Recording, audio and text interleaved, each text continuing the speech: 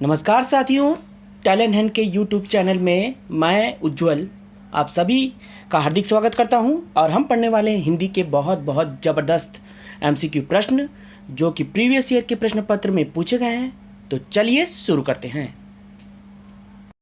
तो रचना के अनुसार शब्द रूप कितने प्रकार के होते हैं? 2, 3, 4, 5। तो इसका सही आंसर है 3। तो रचना के आधार पर 3 प्रकार के शब्द होते हैं: रूढ़ शब्द, यौगिक शब्द और योग रूढ़ शब्द। इसी प्रकार शब्द के कितने प्रकार होते हैं? तो 4 प्रकार के होते हैं। कौन कौन से होते हैं वो?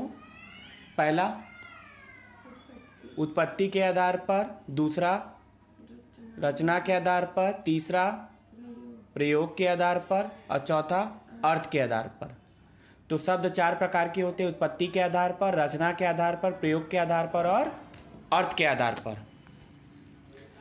तो अगर इसका सॉल्यूशन देखा जाए तो रचना के आधार पर शब्द रूप 3 प्रकार के, जैसे हम बताएं रचना या बनावट के आधार पर शब्दों को के 3 प्रकार हैं। पहला रूढ़ शब्द, दूसरा यौगिक शब्द और तीसरा योग रूढ़ शब्द।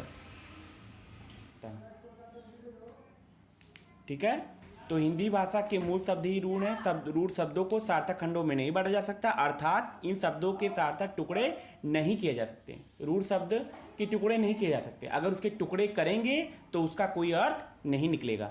जैसे आम, गीता, पुस्तक, नदी आदि, इस प्रकार के शब्द रूढ़ शब्द कहलाते हैं। अगर हम आम को अलग करेंगे, जैसे अगर देखा जाए आम को अगर हम अलग करें तो क्या लिखेंगे? आ प्लस म। अब दोनों के अर्थ आप देखेंगे तो आ प्लस म, अर्थात इसका कोई अर्थ नहीं निकलता है। ठीक है, अर्थात इसका कोई अर्थ नहीं निकलता है। अर्थात ये कौन से शब्द? यौगिक शब्द। क्या वो है कि ऐसा शब्द जिनका निर्माण एक से अधिक शब्दों, जिनका निर्माण क्या है? एक से अधिक शब्दों या शब्दों की योग से होता है, उसे क्या कहते हैं?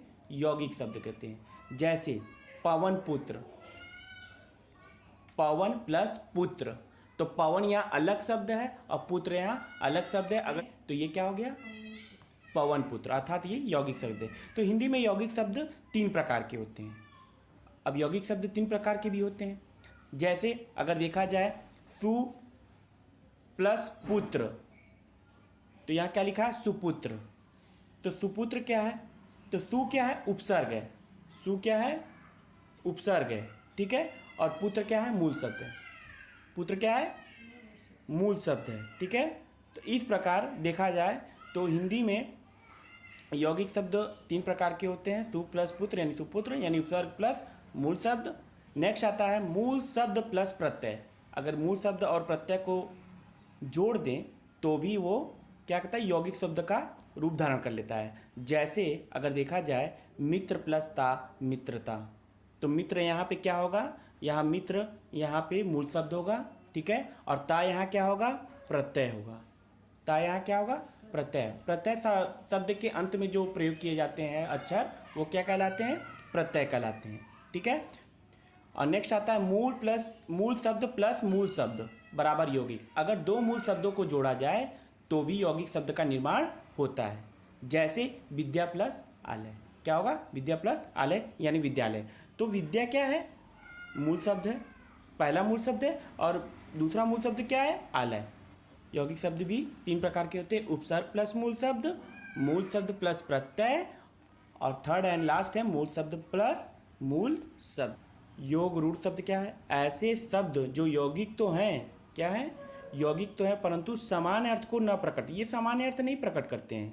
ठीक है, शब्दों के समान किसी विशेष अर्थ को के लिए रूढ़ हो गए, यानी कोई समान अर्थ न प्रकट करके ये विशेष अर्थ प्रकट करते हैं।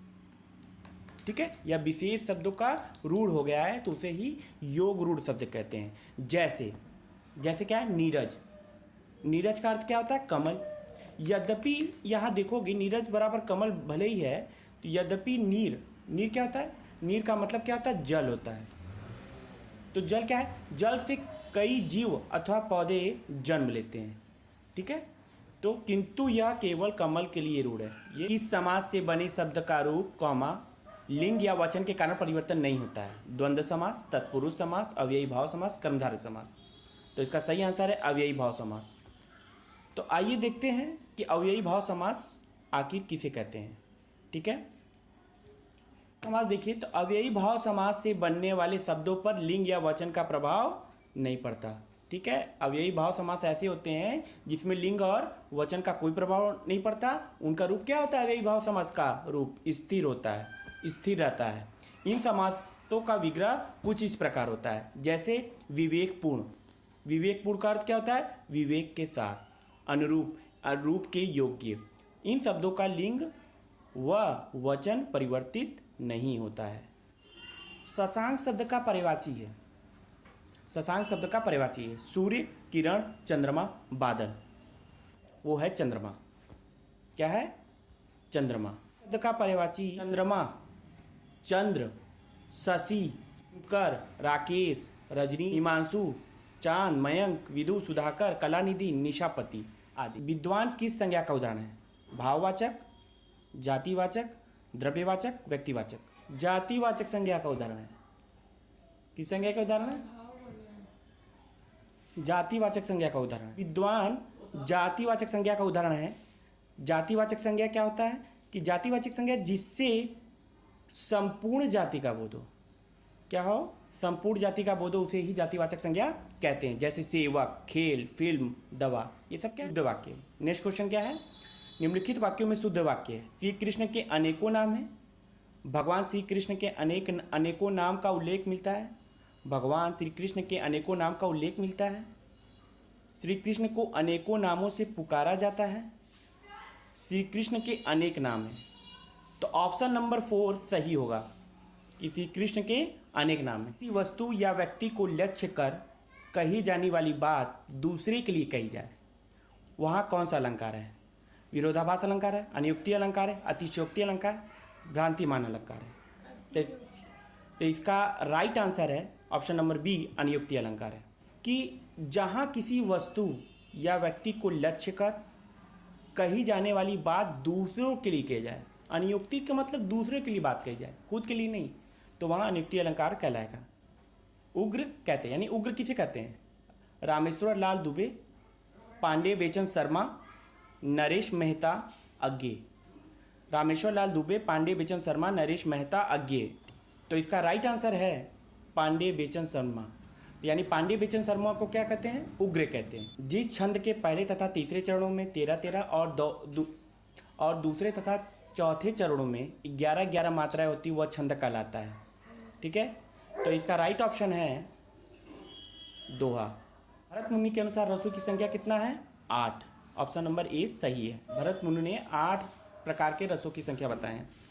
भरत मुनि ने अपने नाट्य शास्त्र में 8 प्रकार के रसों का वर्णन किया है। ठीक है, रस की व्याख्या करते हुए भरत मुनि कहते हैं, नाट्य उपकरणों द्वारा प्रस्तुत एक भावमूलक कलात्मक अनुभूति है। ठीक है, तो नेक्स्ट क्वेश्चन कि शोणित शब्द का पर्यायवाची है।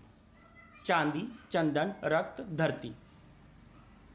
तो इसका राइट आंसर है रक्त। ठीक है, इसका सॉल्यूशन, ऐसे बहुत से शोणित शब्द के पर्यायवाची हैं, जैसे रक्त, खून, रुधिर, लोहित, लहू आदि।